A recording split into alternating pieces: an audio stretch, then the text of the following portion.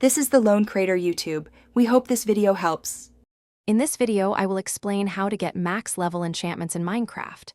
To begin, you'll need an enchanting table, which is crafted with 4 obsidian, 2 diamonds, and 1 book. Next, gather plenty of lapis lazuli, as it's consumed with every enchantment. Finally, you'll need bookshelves to boost the enchantment levels.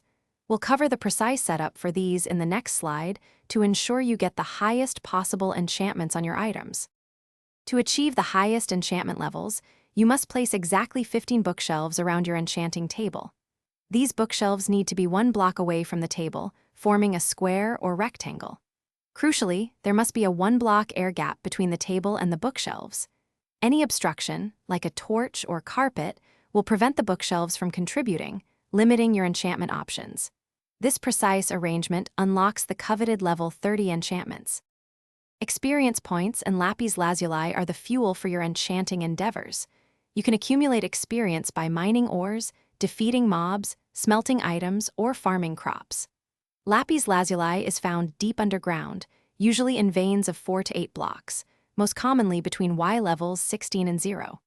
For a steady supply of experience, consider building an automated farm, such as a mob grinder or a cactus farm. Both resources are essential for every single enchantment you perform. Once you have enchanted books, an anvil becomes your best friend for creating truly powerful items. You can combine enchantments from 2 books onto 1 item, or even combine 2 enchanted items to merge their enchantments. Anvils also allow you to repair damaged enchanted gear using the item's base material or another identical item, preserving its enchantments.